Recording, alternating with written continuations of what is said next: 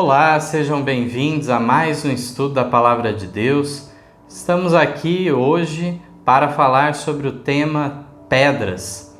Sim, estudaremos um pouco na Palavra de Deus em relação aos termos rocha, fundamento, pedra. Aprenderemos então que somos também pedras vivas do templo de Deus. Primeiramente, gostaria de destacar um texto bastante conhecido de Mateus, no capítulo 16, o verso 18. Anteriormente, Jesus havia questionado os discípulos em relação a quem ele seria. E Pedro, então, exprimindo a fé dos 12, declara que realmente Jesus era o divino Messias que deveria vir. E desta forma, então, na sequência, nós vemos Jesus dizendo que aquilo tinha sido uma revelação dada pelo Pai a Simão Bar-Jonas, Simão filho de Jonas. E nós encontramos então no verso 18 declarando o seguinte: pois também eu te digo que tu és Pedro, e sobre esta pedra edificarei a minha igreja, as portas do inferno não prevalecerão contra ela. Ao contrário da visão majoritária que possa haver no cristianismo, principalmente numa parte do cristianismo, de considerar que essa igreja tinha como fundamento, como líder visível Pedro, isso não está em conformidade com o restante das Escrituras, que nos deixam muito claro que a cabeça da igreja é Cristo. Então a igreja não tem uma cabeça visível, mas invisível. Cristo, então, faz este papel de ser o fundamento, de ser a rocha em que a igreja deve estar colocada. Colocar aqui que Pedro seria justamente o ponto em que a igreja deveria estar edificada não faz sentido sequer com o momento histórico em que nós sabemos que Pedro ainda negaria Jesus 3 vezes e que passaria então por um processo de reconversão para ser restaurado ao seu papel de apóstolo. Então nós encontramos aqui que realmente há uma contraposição, aqui um contraste entre Pedro, uma pequena pedra a qual não daria para edificar uma casa, não edificar nada em cima desta pequena pedra, mas sim na própria declaração de Pedro em relação a Jesus. Aí sim era uma declaração em que estava em conformidade com a revelação de Deus, e a igreja deveria nutrir essa mesma fé em Cristo, o Jesus de Nazaré como o Messias enviado, o divino substituto, que morre, recebe a culpa do pecado em favor da humanidade. Então a igreja deveria estar estabelecida nesse fundamento de fé para então as portas não prevalecerem contra ela. Devemos então ter essa noção clara em relação a este texto bíblico, entendermos que realmente não a pessoa de Pedro, não os apóstolos, mas sim a fé cristã deve estar depositada na figura de Jesus Cristo como o centro de todo ensino, o Salvador e exemplo de nossas vidas. Também temos aqui na continuação Lucas capítulo 6, os versos 46 a 49, que nos relatam uma parábola maravilhosa. Diz assim: e por que me chamais Senhor, Senhor, e não fazeis o que eu digo? Qualquer que vem a mim e ouve as minhas palavras e as observa, eu vos mostrarei a quem é semelhante. É semelhante ao homem que edificou uma casa, e cavou e abriu bem fundo, e pôs os alicerces sobre a rocha. E vindo a enchente, bateu com ímpeto a corrente naquela casa, e não a pôde abalar, porque estava fundada sobre a rocha. Mas o que ouve e não pratica é semelhante ao homem que edificou uma casa sobre terra, sem alicerces, na qual bateu com ímpeto a corrente e logo caiu, e foi grande a ruína daquela casa. Então, realmente aqui nos mostra que a figura daquele que ouve e não pratica, não adianta de nada esse conhecimento teórico que não é colocado de maneira prática. É como alguém que edifica a casa na areia ou numa terra, então, sem firmeza, sem alicerce, e assim a grande ruína vindo da tempestade. Mas aquele homem que ouve as palavras e as observa, este é aquele que edificou uma casa, cavou, abriu bem fundo, fez os alicerces sobre a rocha, para que quando vem a provação, ele estivesse então fundamentado na rocha, que é Cristo, como bem sabemos. Mas abordaremos vários textos então, trazendo esses temas de maneiras diferentes, trazendo perspectivas complementares maravilhosas. O próximo texto está em Efésios, no capítulo 2, o verso 19 a 22. Assim que já não sois estrangeiros nem forasteiros, mas concidadãos dos santos e da família de Deus, edificados sobre o fundamento dos apóstolos e dos profetas, de que Jesus Cristo é a principal pedra da esquina, no qual todo edifício bem ajustado cresce para templo santo no Senhor, no qual também vós juntamente sois edificados para a morada de Deus em Espírito. Aqui o apóstolo Paulo já traz essa imagem, essa metáfora de um templo construído com várias pedras, sendo a principal delas a pedra angular ou pedra de esquina, Jesus Cristo, mas tendo também como fundamento os apóstolos e os profetas. Está aqui falando da pessoa dos apóstolos, dos profetas, como fundamento de algo? De forma alguma, mas sim a revelação que Deus deu a eles. Então estamos falando, na realidade, das Escrituras Sagradas, de maneira que aquilo que eles deixaram relatados, não como simplesmente entendermos que a todo momento eles estavam inspirados, todos os seus atos de vida tenham sido perfeitos, de forma alguma, mas que, de fato, aquilo que Deus revelou em visões, em sonhos, de forma até mesmo audível em relação a alguns profetas, então, neste caso, tudo isso serve de fundamento. Mas qual é a grande e maior revelação de Deus à humanidade? É Jesus Cristo. De maneira que Deus se encarnou para então trazer essa revelação que é justamente o clímax do plano da redenção, não só em sua execução, a necessidade de ocorrer essa morte em nosso lugar, substituta, vicária, mas também de trazer revelações nos ensinos, nos sermões que Jesus pregou, assim como também nas parábolas que ele deixou relatado, de maneira que trouxe grande luz para o povo de Deus tudo isso. Aqui também que nos diz que nós mesmos somos edificados para a morada de Deus em espírito. E esse edifício ele deve ir crescendo de maneira correta, ajustada, que diz. E em relação a isso, nós temos também em 1 Coríntios, no capítulo 3, os versos 9 a 11, o seguinte: porque nós somos cooperadores de Deus, vós sois lavoura de Deus e edifício de Deus, segundo a graça de Deus que me foi dada. Pus eu, como sábio arquiteto, o fundamento, e outro edifica sobre ele. Mas veja, cada um como edifica sobre ele, porque ninguém pode pôr outro fundamento além do que já está posto, o qual é Jesus Cristo.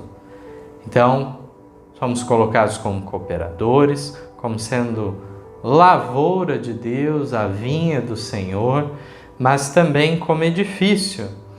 E o fundamento, o alicerce desse edifício é Jesus Cristo, não pode ser colocado outro. Mas o que é edificado acima deve estar de acordo com o fundamento, de maneira que esse edifício vai crescendo bem ajustado. Em 1 Coríntios também, ainda no capítulo 10, verso 4, nos lembra da experiência do antigo Israel e declara: "E beberam todos de uma mesma bebida espiritual, porque bebiam da pedra espiritual que os seguia, e a pedra era Cristo."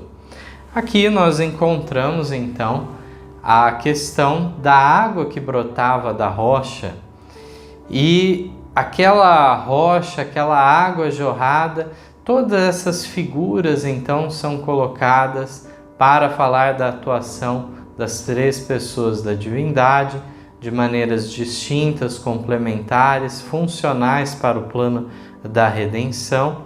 E aqui nós encontramos Paulo trazendo aquelas referências do Antigo Testamento para o ensino atual, trazendo então todo aquele acompanhamento que era o próprio Cristo que estava com Israel, velado então por aquela nuvem ou coluna de fogo, era o anjo do concerto que os acompanhava. Então realmente nós encontramos Cristo fazendo esse papel de mediador desde sempre. Ainda que ele viesse a se encarnar somente mais tarde, já na promessa está reservado esse papel para ele. E desta forma nós vemos então o quê? Que realmente toda a comunhão do céu e a terra tem se dado através de um mediador que é Cristo Jesus. E da operação do Espírito Santo, de que forma? Em nossos corações, em nossa mente, em nossa consciência, nos constrangindo então, trazendo tudo isso para um louvor e ações de graças a Deus. Que possamos ver essas figuras de linguagem, tudo isso, de maneira que venha nos impressionar. Aqui em Mateus, no capítulo 21, versos 37 a 46, nos declara o seguinte: "E por último enviou-lhes seu filho, dizendo: terão respeito a meu filho. Mas os lavradores, vendo o filho, disseram entre si: este é o herdeiro, vinde, matemo-lo, e apoderemo-nos da sua herança. E lançando mão dele, o arrastaram para fora da vinha e o mataram. Quando, pois, vier o senhor da vinha, que fará aqueles lavradores? Dizem-lhe eles: dará afrontosa morte aos maus e arrendará a vinha a outros lavradores, que a seu tempo lhe deem os frutos. Diz-lhes Jesus: nunca lestes nas Escrituras a pedra que os edificadores rejeitaram, essa foi posta por cabeça do ângulo? Pelo Senhor foi feito isso, e é maravilhoso aos nossos olhos? Portanto, eu vos digo que o reino de Deus vos será tirado, e será dado a uma nação que deu seus frutos. E quem cair sobre esta pedra, despedaçar-se-á, e aquele sobre quem ela cair ficará reduzido a pó. E os príncipes dos sacerdotes e os fariseus, ouvindo essas palavras, entenderam que falava deles, e pretendendo prendê-lo, recearam o povo, porquanto o tinham por profeta. Aqui nós pegamos o final da parábola dos lavradores maus, onde nos é dito que é enviado alguns servos, primeiramente, para resolver a situação. São maltratados, são até mesmo mortos, mas era entendido que enviando o seu filho teriam respeitos, mas a mesma coisa ocorre. Já então Jesus estava predizendo a sua morte aqui.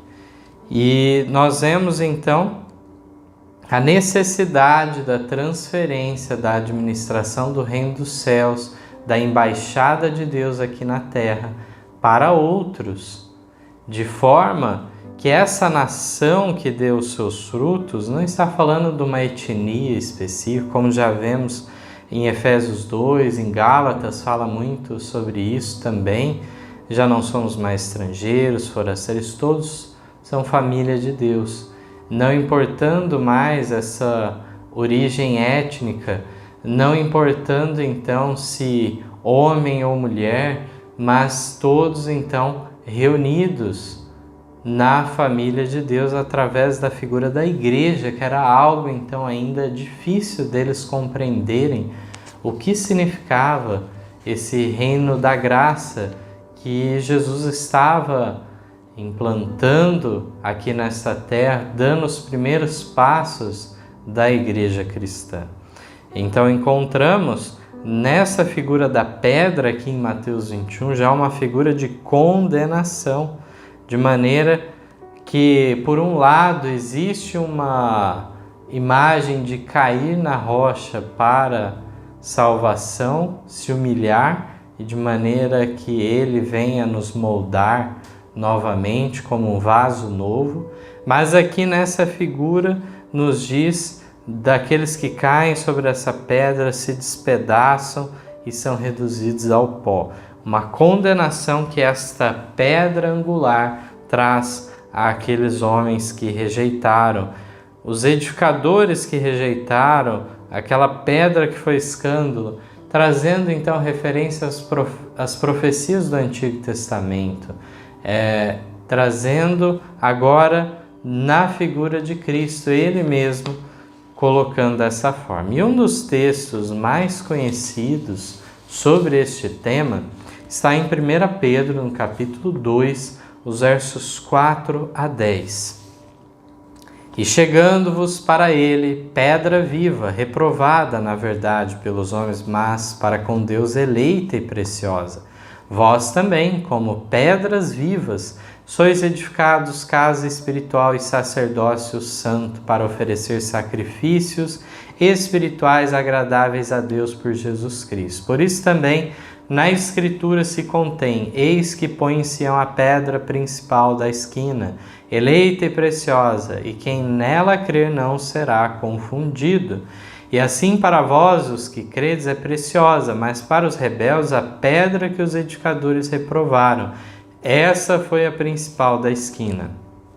E uma pedra de tropeço e rocha de escândalo para aqueles que tropeçam na palavra, sendo desobedientes, para o que também foram destinados.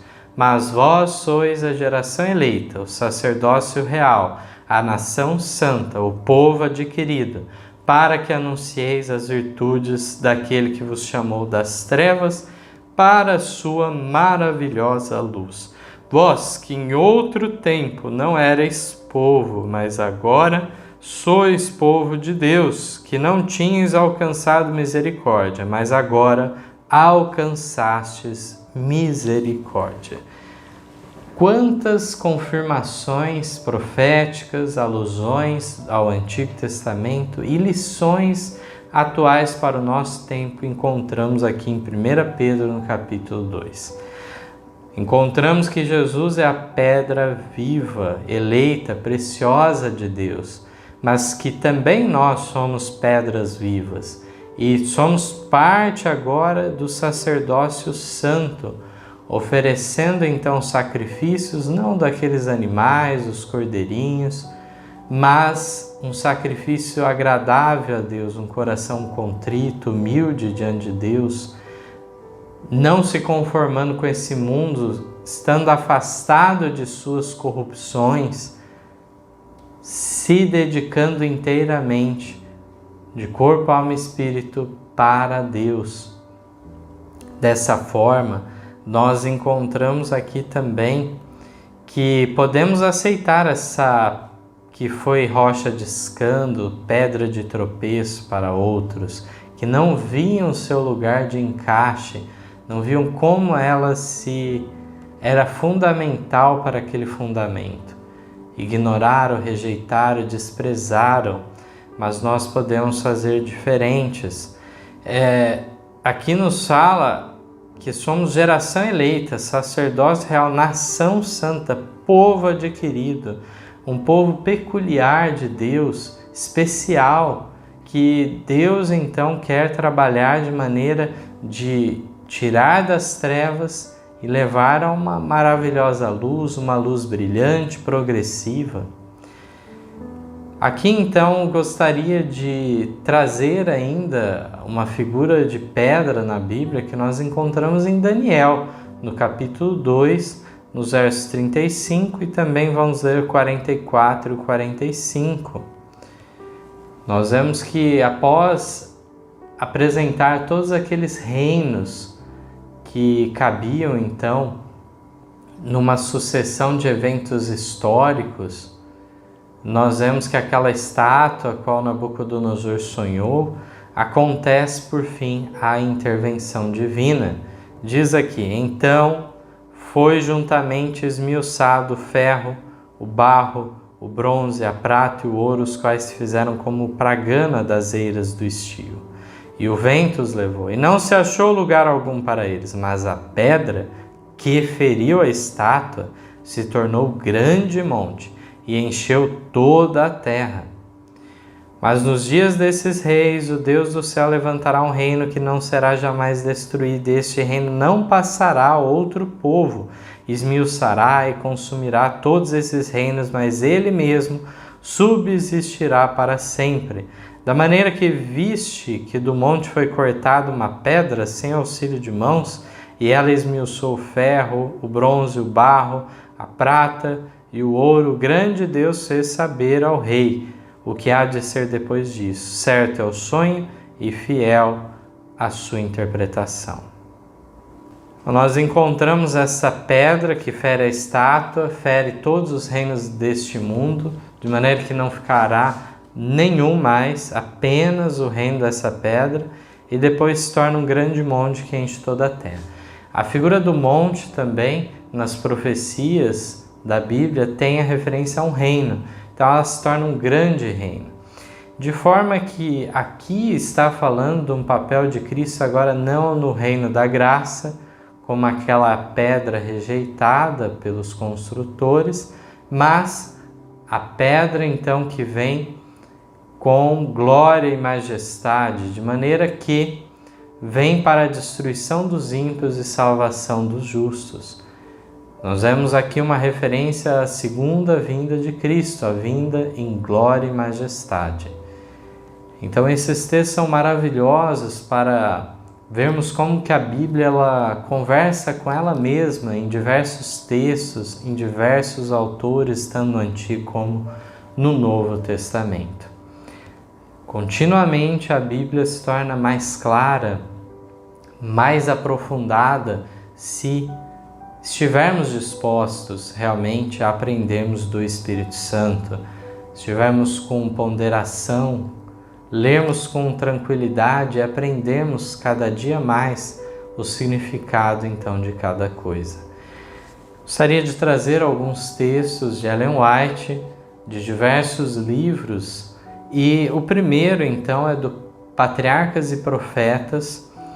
Na página 129 temos o seguinte comentário: o Senhor em sua providência trouxera essa prova a Abraão a fim de lhe ensinar lições de submissão, paciência e fé, lições que deveriam ser registradas para benefício de todos que mais tarde fossem chamados a suportar a aflição.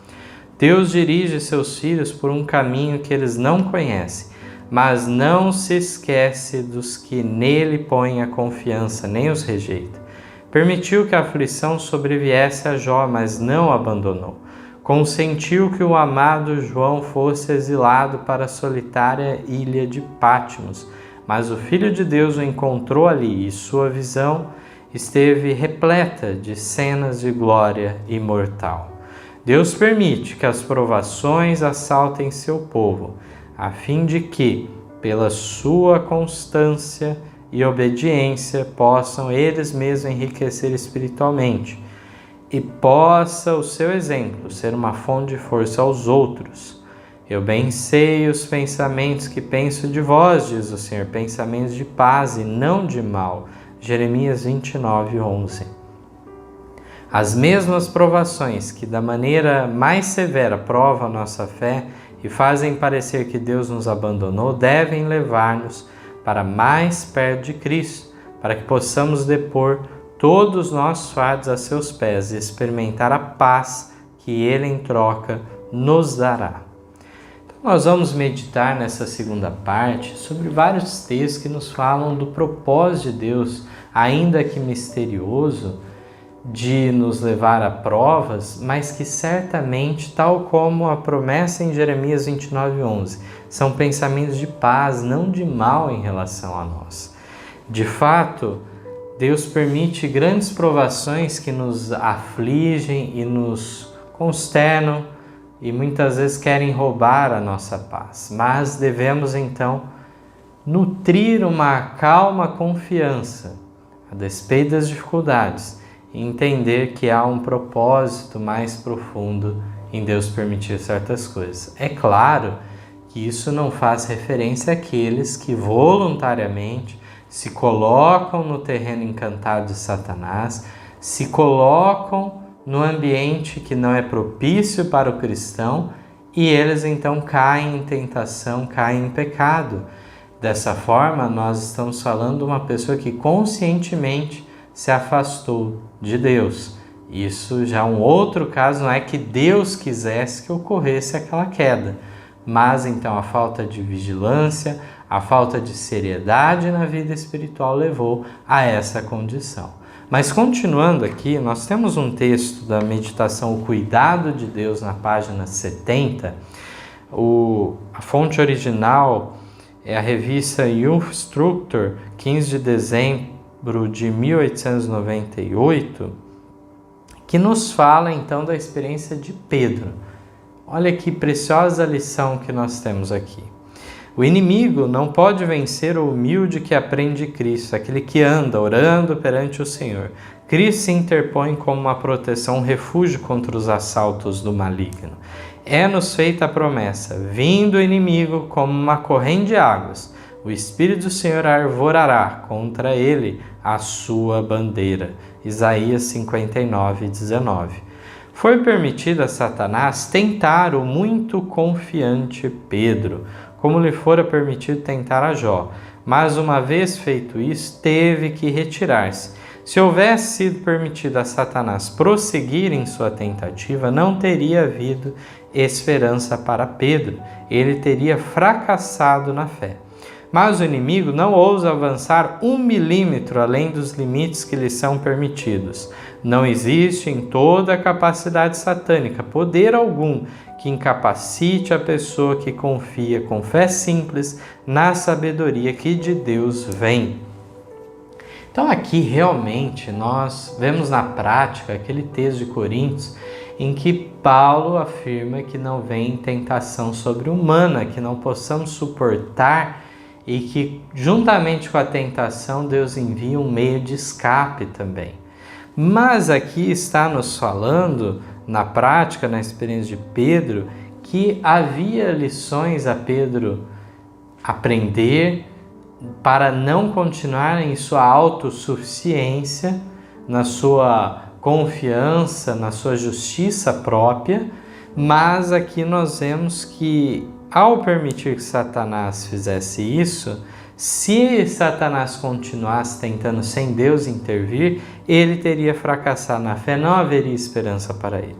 Mas foi apenas numa dose suficiente para corrigir os males em Pedro, ao mesmo tempo salvá-lo, redimi-lo daquela condição.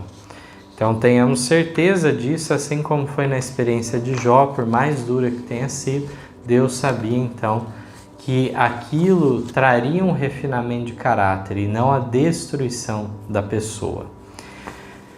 Na meditação Jesus Meu Modelo, página 355, temos um texto da Review Herald, 6 de maio de 1884. Esse texto então nos declara o seguinte: o Evangelho destina-se a todos e reunirá como membros de igreja homens e mulheres diferentes na educação, no caráter e na disposição. Entre esses haverá alguns que são naturalmente negligentes, que julgam ser a ordem e orgulho e que não é necessário ser tão exigentes. Deus não descerá às suas baixas normas. Ele lhes deu provações e instruções necessárias em sua palavra e requer que sejam transformados a um caráter perfeito e santo. O povo de Deus tem alta e santa vocação, são representantes de Cristo. Paulo dirige-se à igreja de Corinto como aqueles que são santificados em Cristo Jesus, chamados santos. 1 Coríntios 1:2.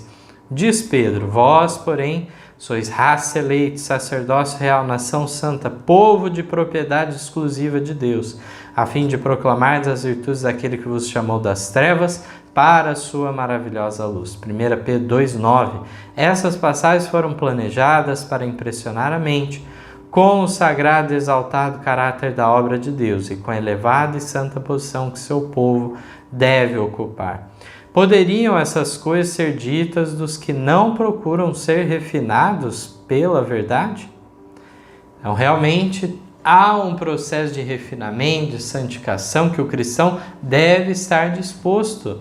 E nós vemos como o Evangelho, ele inclui a todos, homens, mulheres de todo tipo de educação, de caráter, de disposição, várias personalidades diferentes, pessoas de culturas diferentes, e eles devem se harmonizar, tendo Cristo como o supremo exemplo, e dessa maneira aprender de Cristo e de sua palavra as altas normas que são exigidas de nós. Na continuação, ainda nos diz: o templo judaico foi construído de pedras cortadas e alisadas das montanhas, e cada pedra foi adaptada ao lugar que lhe era destinado no templo, cortada, polida e provada antes de ser levada a Jerusalém. E quando todas foram levadas ao local, o edifício foi formado sem som de machado ou martelo. Esse edifício representa o templo espiritual de Deus, composto de material reunido de toda a nação e língua e povo, de todas as classes, altas e baixas, ricas e pobres, cultas e ignorantes.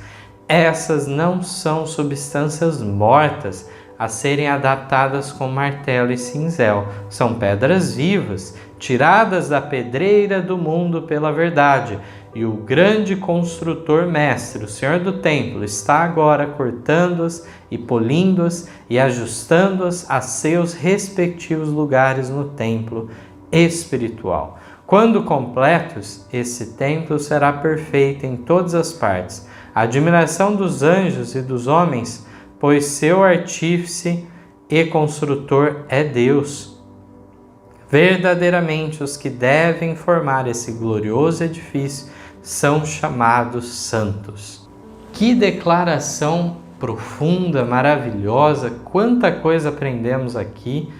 Nós vemos a exatidão que tinha que ser naquele trabalho da construção do templo, na época então de Salomão, um processo já iniciado no reinado de Davi. Nós encontramos que realmente na aplicação espiritual há pessoas de toda a nação, língua e povo, todas as classes, e dessa maneira devem todos eles estarem dispostos a aceitar os golpes desferidos pelo grande construtor mestre, para que todos sejam o quê? Inseridos no templo celestial. Mas deve haver o corte, deve haver o polimento, e dessa maneira cada um poderá ser ajustado. Se não estiver disposto a esse trabalho, não pode ter parte então no reino de Deus. Aqui encontramos que realmente há uma clareza nesse termo santo, santidade, que nos traz, primeiramente, no seu sentido até etimológico da palavra, o sentido de separado, dedicado a Deus. E nos traz a noção, então, desse desenvolvimento, dessa construção, então, que deve ser deixado nas mãos de Cristo.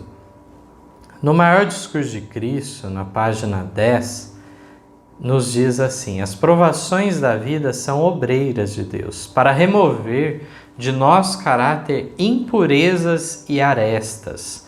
Penoso é o processo de cortar, desbastar, aparelhar, lustrar, polir.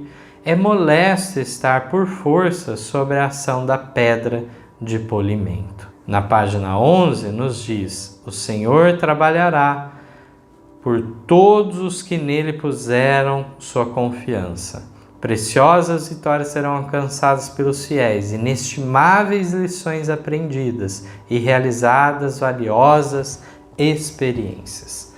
Então, realmente devemos entender que não é fácil o processo, mas devemos confiar naquele que está dirigindo. Na meditação Minha Consagração hoje, na página 185, temos um texto da Review de 27 de fevereiro de 1894. Em uma frase, diz que todas as experiências e circunstâncias são obreiras de Deus para que o bem nos seja trazido. Então Deus quer realmente nosso bem, através de circunstâncias da vida, de experiências que passamos, para termos uma experiência espiritual mais rica para com Deus. Também, voltando na meditação Jesus, meu modelo, agora na página 328, temos então os seguintes textos, retirados do livro Filhas de Deus, 223, 224. Diz assim: temos aprendido no meio de sombrias providências que não é sábio seguir a própria vontade ou caminho e não considerar e refletir sobre a fidelidade divina. Sinto que somos aqueles que podem compreender e simpatizar-se um com o outro. Estamos unidos pela graça de Jesus Cristo e nos laços de afinidades cristãs santificados pelas aflições. Aflições são frequentemente misericórdias disfarçadas. Não sabemos o que seríamos sem elas. Quando Deus, em sua misteriosa providência, impede todos os nossos acariciados planos e recebemos tristeza no lugar de alegria, devemos nos curvar em submissão e dizer: seja feita a tua vontade, ó Deus. Precisamos alimentar uma calma e devota confiança naquele que nos ama e que deu sua vida por nós. O Senhor durante o dia me concede a sua misericórdia, e à noite comigo está o seu cântico, uma oração ao Deus da minha vida. Digo a Deus minha rocha, por que te olvidaste de mim? Porque hei de andar eu lamentando sobre a opressão dos meus inimigos? Salmo 42, 8. O Senhor considera nossas aflições, graciosa e distintamente. Ele as limita e as distribui. Como um refinador de prata, Ele nos observa a cada momento, até que a purificação seja completa. A fornalha serve para purificar e refinar, não para destruir e consumir. Ele motivará aqueles que colocam sua confiança nele a cantarem das misericórdias no meio de juízos. Ele está observando para conceder, quando mais for necessário, novas e frescas bênçãos, força no momento de fraqueza, auxílio na hora de perigo, amigos na hora de solidão, simpatia humana e divina na hora de tristeza. Estamos caminhando rumo à pátria. Ele que nos ama tanto a ponto de morrer por nós, construiu-nos uma cidade. A Nova Jerusalém é nosso lugar de descanso. Não haverá tristeza na cidade de Deus, nenhum vestígio de tristeza, nenhum lamento de esperanças frustradas será novamente ouvido. Quantas lições, quanta confiança devemos nutrir em Deus. A nossa fé deveras é fraca, frágil diante das circunstâncias, mas devemos fortalecê-la. E é no tempo da bonança que deve isso ocorrer. Se nós não fizermos nossos preparativos, a nossa vigilância, o nosso desenvolvimento do caráter, agora em tempo de paz, em tempo de facilidade, em tempo de prosperidade, não estaremos prontos quando vier a tempestade da perseguição. Possamos atentar para cada detalhe que foi dito aqui. Nós vemos que realmente Deus envia até mesmo outros seres humanos, irmãos de fé, familiares e até mesmo amigos que não esperávamos, para nos consolar também na hora da tristeza, da solidão. E nós vemos que Deus limita o alcance das provações e as distribui também ao decorrer do tempo, de maneira que não venha nos afligir além da conta. Aqui encontramos uma frase que ela realmente resume muita coisa. Aflições são frequentemente misericórdias disfarçadas. Não sabemos o que seríamos sem elas. Não somos capazes de discernir como se daria a nossa vida, se estaríamos em fidelidade a Deus. Deus mesmo se encarrega de nos auxiliar neste propósito de alcançarmos a salvação, que não é feita por nossos méritos, não é feita então de acordo com nossa sabedoria, apenas cabe a nós a escolha. E Cristo está disposto então a nos dirigir nesse processo se deixarmos que Ele faça o trabalho. Na continuação, também na meditação Jesus, meu modelo, na página 239, texto originalmente da Sign of the Times, 18 de agosto de 1909, nos diz o seguinte: os fogos da fornalha não se destinam a destruir, antes a refinar, enobrecer e santificar.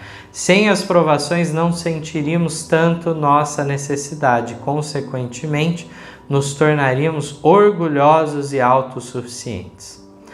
Nas provas que lhe estão sobrevindo, posso vislumbrar evidências de que os olhos do Senhor repousam sobre o irmão e que ele pretende aproximar você ainda mais de si próprio. Não são os sadios, senão os enfermos, que necessitam de médico.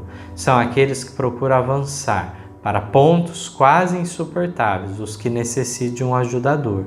O fato de ser nos pedido que suportemos aflições prova que o Senhor Jesus vê em nós alguma coisa muito preciosa que quer desenvolver. O ferreiro põe no fogo o ferro e o aço a fim de lhes provar a têmpera. O Senhor permite que seus escolhidos sejam postos na fornalha da aflição, a fim de que ele possa ver de que têmpera são feitos e se ele os pode moldar e adaptar para a sua obra. Então, realmente, nós encontramos aqui a necessidade dessas provações para não sermos orgulhosos, autossuficientes, a semelhança de Pedro. Muitas vezes não nos identificamos com a figura de Pedro, assim como de outros apóstolos, achamos que foram muito fracos na fé, não compreenderam as coisas, mas quantas vezes nós, com maior luz derramada em nosso tempo, não compreendemos também a providência divina, e se não é dado o discernimento do alto pelo Espírito Santo, somos incapazes de resolver questões então de ordem doutrinária, espiritual ou do direcionamento, do avançamento da causa de Deus. Encontramos neste texto o fato de que Deus vê que em nós há algo de precioso. Por baixo de toda a sujeira, impureza que há, Ele enxerga que realmente há algo de precioso em nós. Mas é necessário que na prática isso seja colocado, ainda que tenhamos um potencial para o bem, temos o mesmo potencial para o mal também. E o nosso desenvolvimento depende de nossas escolhas diárias, de nos sujeitarmos a Deus, à sua vontade, ou não, ou nos colocarmos na disposição de Satanás nos usar como seu instrumento. Encontramos nessa declaração realmente essa necessidade que Deus verá qual é a nossa se pode haver então o refinamento do caráter, de maneira que não podemos simplesmente considerar a questão da justificação, que é nosso título para o céu, mas também da santificação, que é a nossa adequação, nossa adaptação para o céu. É necessário para cruzarmos para um mundo sem pecado, estejamos então com um caráter já pronto. O caráter ele não é transferido de uma pessoa para outra, e o caráter não será transformado de maneira mágica quando Cristo vier nas nuvens do céu, ou então não se dará de maneira mágica para aqueles que morreram e ressuscitarão por ocasião deste fato, mas em vida nós devemos desenvolver um caráter que esteja de acordo com a vontade de Deus. Do contrário, não teremos entrada nas mansões celestiais, pois a nossa presença neste lugar contaminaria tudo. Aqui ainda nos diz o seguinte na continuação: é possível que para a formação de nosso caráter muito trabalho seja ainda requerido e sejamos ainda pedra tosca que tem de ser burilada antes de poder preencher dignamente seu lugar no templo de Deus. Não devemos nos surpreender, pois que, com o martelo e o cinzel, Deus se põe a desbastar as arestas para ocuparmos o lugar que nos destina. Ser humano algum pode efetuar essa obra, só Deus a pode executar. E podemos estar certos de que nenhum golpe será dado em falso. Todos seus golpes são dados com amor, para nossa felicidade perpétua. Ele conhece nossas fraquezas e trabalha para restaurar, não para destruir.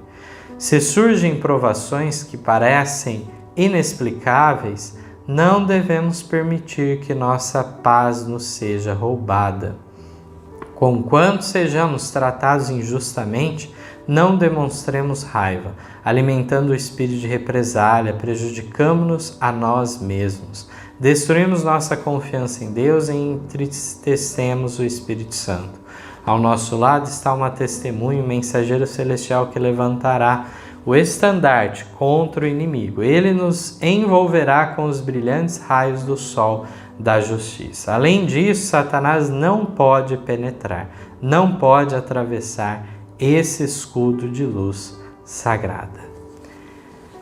Então, se surgem provações inexplicáveis em nossa vida, nossa paz ainda assim não deve ser roubada. Devemos ter uma paz interior, pois temos uma firme confiança, uma esperança gloriosa, todos nós, que nesse mundo passageiro, nossa vida temporária aqui neste mundo, é algo então que não é tudo, mas sim que realmente depois haverá um mundo por vir. Hoje é a nossa decisão, é o nosso teste para sabermos se estaremos aptos para uma vida eterna ou para uma morte eterna. Que estejamos atentos às oportunidades que Deus nos envia para esse refinamento. Nós temos um texto aqui do Salmo 42 para ler, para finalizarmos. Aqui eu gostaria de ler os versos 8 a 11 desse Salmo 42. Lemos um verso anteriormente num dos textos. E as palavras do salmista coadunam muito com a pessoa que está numa dificuldade, numa aflição, mas ainda assim permanece em confiança com Deus. Diz assim: contudo, o Senhor mandará a sua misericórdia de dia, e de noite a sua canção estará comigo. Uma oração ao Deus da minha vida. Direi a Deus, minha rocha, porque te esqueceste de mim? Porque ando lamentando por causa da opressão do inimigo? Com ferida mortal em meus ossos me afrontam os meus adversários, quando todo dia me dizem: onde está o teu Deus? Por que estás abatida, ó minha alma, e por que te perturbas dentro de mim? Espera em Deus, pois ainda o louvarei, o qual é a salvação da minha face e o meu Deus. Deus nos traz o livramento para cada provação, para cada aflição. O livramento está à nossa disposição se estivermos então amparados pelos escudos enviados dos altos céus. Deus envia anjos celestiais em nossa proteção. Devemos confiar nisso, ainda que não seja visível, mas devemos entender a presença constante de anjos nos guardando, nos livrando do mal, porque Deus assim ordenou a eles.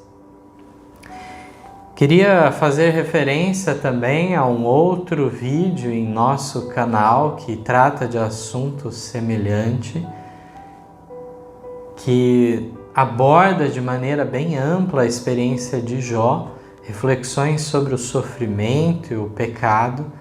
Em duas partes, então, são tratados temas sobre a história de Jó, as lições que podemos aprender e todo o alcance, então, tanto do papel do sofrimento na vida do crente fiel, como também como se dá esta questão deste mundo em pecado e como a existência do pecado e pecadores trazem aflições para os fiéis, aflições que nada deviam, mas que numa espécie de efeito colateral são atingidos também.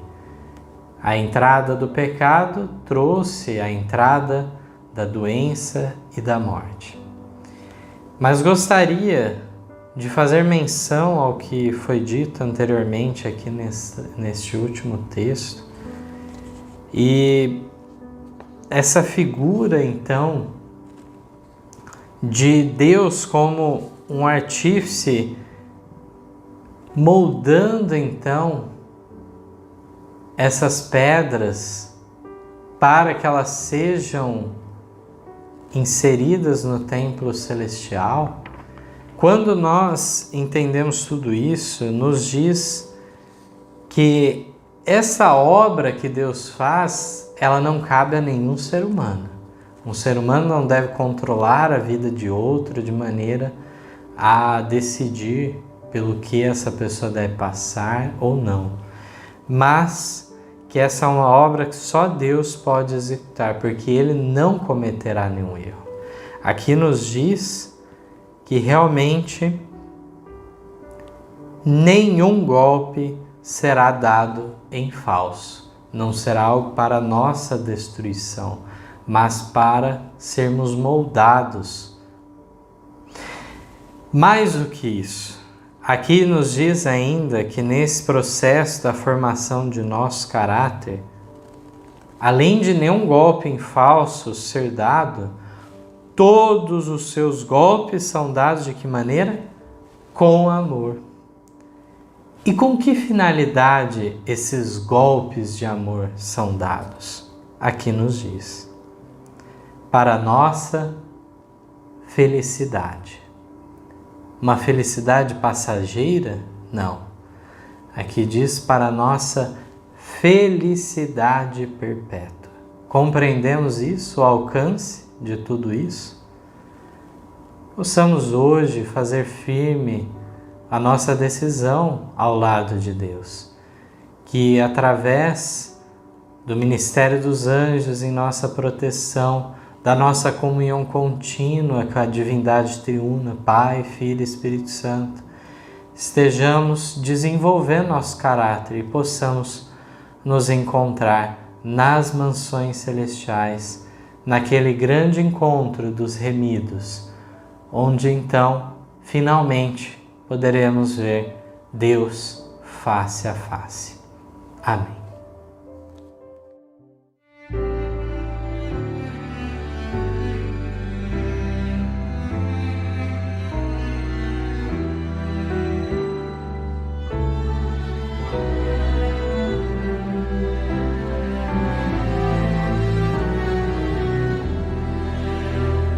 Nós éramos pedras de rua, chutadas, pisadas por pés, batíamos contra outras pedras, rolávamos sempre em revés, até que caímos no abismo, disformes, quebradas sem luz.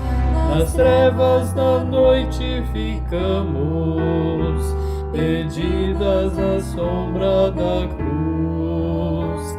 A pedra que os homens quebraram ficou como pedra angular. A pedra que foi rejeitada é pedra que pode salvar. Se tu te perderes contigo, procura encontrar a Jesus, a joia das joias, amigo. É pedra que vida traduz, a pedra de esquina do templo tirou-nos da lama fatal, limpou-nos do lodo envolvente.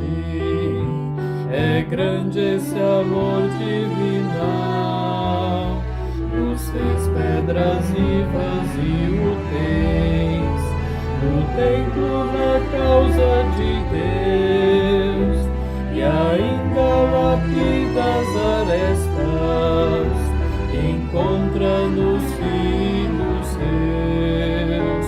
A pedra que os homens quebraram ficou como pedra angular. A pedra que foi rejeitada é pedra que pode salvar. Se tu te perderes contigo, procura encontrar a Jesus, a joia das joias, amigo. É pedra que vida traduz.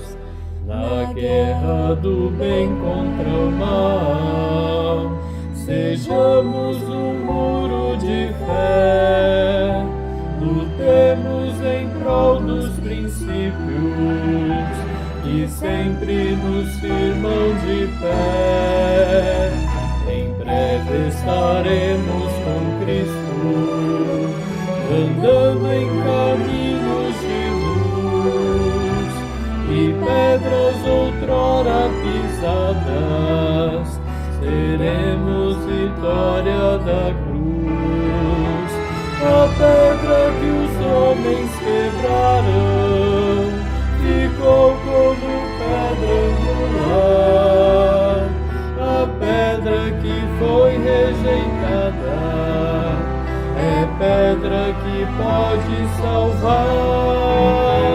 Se tu te perderes contigo, procura encontrar a Jesus, a joia das joias, amigo. É pedra que vida traduz.